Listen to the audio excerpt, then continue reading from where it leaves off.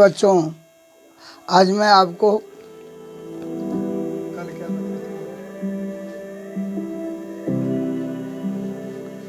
व्याकरण के अंतर्गत शब्द पर चर्चा करना चाहता हूँ। यह कल भी तो मैं 8वीं कक्षा के लिए ही कहा था, समास की चर्चा हुई थी।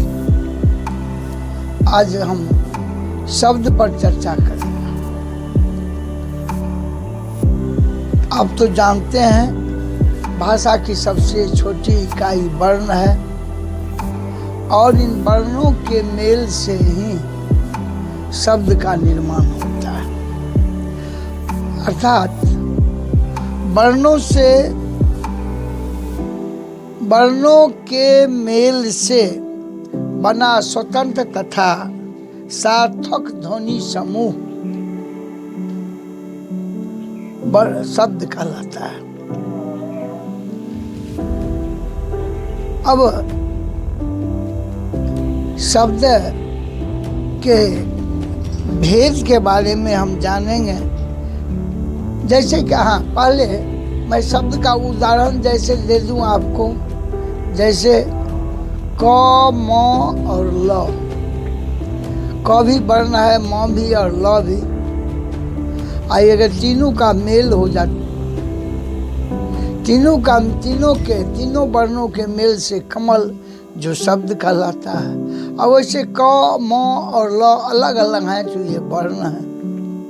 इस तरह से शब्द की रचना होती है वर्णों के मेल से। अब शब्दों का वर्गीकरण, क्या वर्गीकरण का मतलब शब्दों के भेद। और शब्दों के भेद में शब्दों के अलग अलग भेद हैं, जैसे रचना या बनावट के आधार पर, उत्पत्ति या स्रोत के आधार पर, अर्थ के आधार पर, वाक्य में प्रयोग के आधार पर, व्याकरणिक प्राचार्य के आधार पर। इस तरह से इसको शब्दों को 5 तरह से वर्गीकरण किया गया है और इन वर्गीकरणों के बाद इनके भेद नियत किए गए हैं। जैसे रचना के आधार पर शब्द के 3 भेद हैं: रूढ़ि, यौगिक, योग रूढ़ि। रूढ़ि वह शब्द है जिसका खंड नहीं होता। जैसे कल, अगर क और ल दोनों को हम अलग अलग करते हैं तो वह वर्ण बन जाता है, लेकिन कल शब्द नहीं रह सकता। अगर क और ल एक साथ रहेगा तभी ये शब्द की रचना, शब्द बन सकता है। तो इस तरह से रूढ़ि वह शब्द है जिसे विखंडित नहीं किया जा सकता है, अर्थात जिसका खंड नहीं होता है। दूसरा आपका है यौगिक। यौगिक सार्थक शब्दों के 2 या 2 से अधिक है, 2 या 2 से अधिक सार्थक शब्दों के मेल से बने शब्द को ही यौगिक कहा जाता है। कहने का भाव, जिस शब्द का खंड हो सके उसे हम यौगिक शब्द कहते हैं। जैसे नमकीन,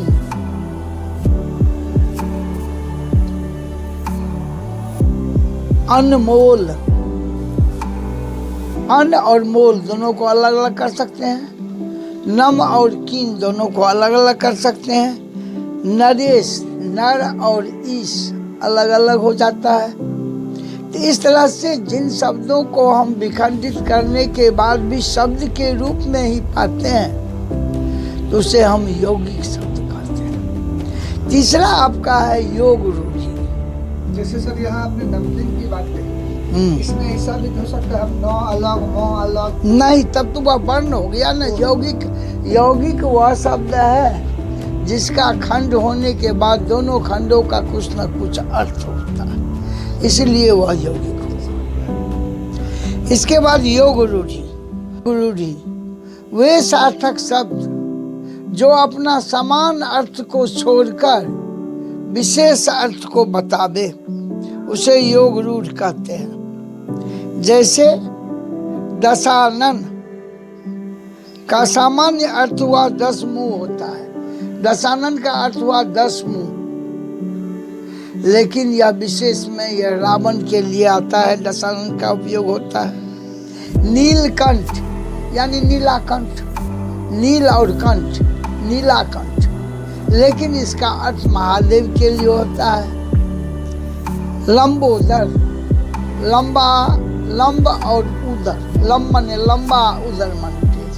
पीतांबर, पीला अंबर, लेकिन यह विष्णु के लिए होता है। लंबोदर गणेश के लिए होता है। पंकज, अब पंकज को ही लें, पंक जोड़ जौ। पंक का मतलब होता है कीचड़ और जौ से होता है जन्मने वाला। तो कीचड़ में तो बहुत कुछ समझता है, बहुत तरह के जलीय पौधे हैं जो जन्मते हैं, लेकिन उसका महत्व नहीं होता है। वह पंकज कमल के लिए बहुत होता है, अर्थात वह शब्द जो अपना सामान्य अर्थ को छोड़कर विशेष अर्थ प्रदर्शित करे, विशेष अर्थ बतावे, उसे हम कहते हैं योग रूढ़ि। इसके बाद आगे पहला रचना के आधार पर तो ये हुआ, अब उत्पत्ति के आधार पर शब्द के भेद। उत्पत्ति के आधार पर शब्द के 4 भेद हैं। तत्सम, तद्भव, देशज और विदेशज। तत्सम, तद्भव, देशज और विदेशज। तत्सम हिंदी भाषा में वे शब्द जो हैं संस्कृत भाषा के, लेकिन सीधे हिंदी भाषा में प्रयुक्त होने लगे हैं, जिनका प्रयोग सीधे है जबकि वे संस्कृत के शब्द हैं, लेकिन हिंदी में प्रयुक्त होने लगे हैं। प्रयुक्त होने का अर्थ हुआ प्रयोग होने लगे हैं। तो ऐसे शब्द को हम तत्सम शब्द कहते हैं। जैसे रात्रि, रात्रि संस्कृत शब्द है, लेकिन हम लोग हिंदी में भी प्रयोग करते हैं। नृत्य अंग्रेजी संस्कृत शब्द है, नृत्य का अर्थ होता है नाचना है। रात्रि का अर्थ रात होता है, लेकिन हिंदी में भी हम रात्रि का प्रयोग करते हैं। नासिका, नासिका का अर्थ नाक होता है, लेकिन हम नासिका का भी प्रयोग करते हैं, हिंदी में करते हैं, हिंदी में ले आते हैं। दुग्ध, दुग्ध लिखते हैं, दुग्ध हिंदी में भी लिखते हैं, लेकिन यह संस्कृत के शब्द हैं। अर्थात मेरे द्वारा जितना भी शब्द बोला गया वही सभी शब्द संस्कृत के हैं, परंतु इनका प्रयोग सीधे हिंदी में होता है। ऐसे शब्दों को हम तत्सम शब्द कहते हैं। दूसरा है तद्भव। संस्कृत भाषा के वे शब्द जो कुछ परिवर्तन के साथ, यानी जो कुछ छिन्न भिन्न हो चुके हैं, टूट फूट गए हैं, छिन्न भिन्न हो गए हैं, उनका प्रयोग वो हिंदी में होने लगा है, वैसे शब्दों को हम तद्भव शब्द कहते हैं। जैसे हस्त हैं, ये संस्कृत के, लेकिन ये टूटे हुए हैं। हस्त का अर्थ हाथ होता है। आम, आम शब्द आम्र होता है संस्कृत में इसका, लेकिन इसको हम आम में प्रयोग करते हैं इत्यादि। इसके बाद है आपका देशज। हमारे देश में बहुत सारे क्षेत्रीय भाषाएं हैं, हिंदी को छोड़कर बहुत से, जैसे हम लोग मिथिलांचल के हैं तो मैथिली बोलते हैं। कुछ पश्चिमी चंपारण साइड के लोग हैं, वो लोग भोजपुरी बोलते हैं। इस तरह से मगही भाषा, मगही बोलते हैं। बहुत सारे लोग दक्षिण जो हैं वे लोग मगही बोलते हैं। बंगाल के लोग हैं वह बंगाली बोलते हैं। इस तरह से अनेक भाषाएं हैं, लेकिन वे भाषाएं भी अपनी को सीधे हिंदी में प्रयोग होने लगे हैं। ऐसे भाषाओं को हम देशज शब्द कहते हैं। जैसे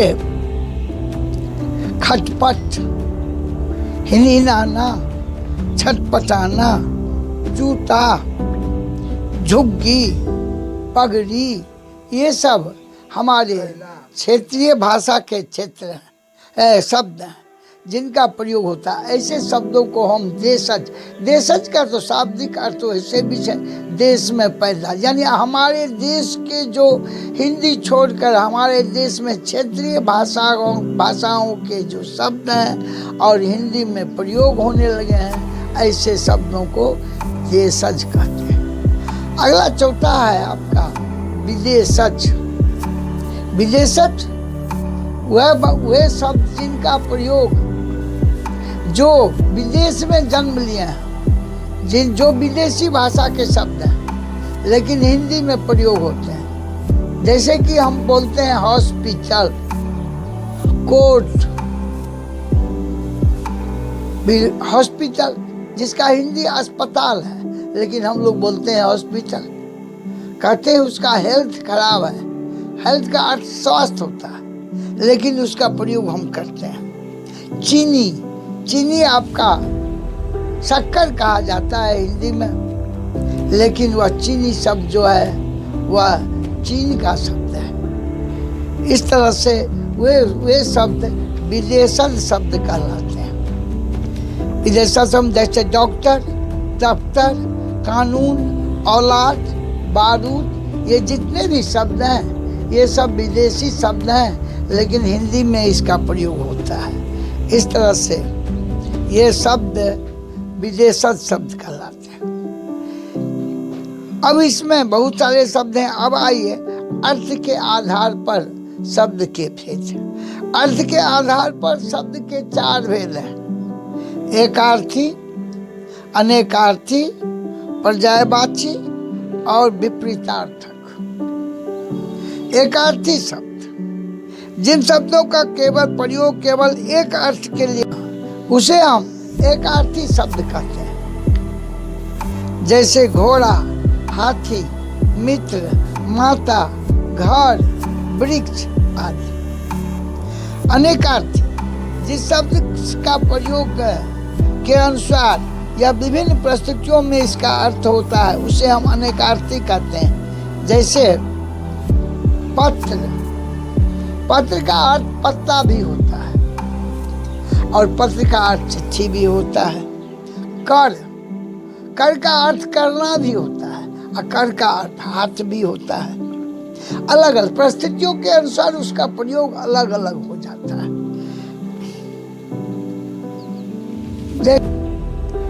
कनक, श्याम, कल आदि, ये सब जितने भी शब्द हैं सब अनेकार्थी शब्द हैं। इसके बाद पर्यायवाची, जिन शब्दों के अर्थ में समानता हो उन्हें पर्यायवाची शब्द कहते हैं। जैसे सूरज का पर्यायवाची सूर्य, रवि, दिनकर। घर का पर्यायवाची घर, सदन, धाम। इस तरह से ये आपके पर्यायवाची शब्द हैं।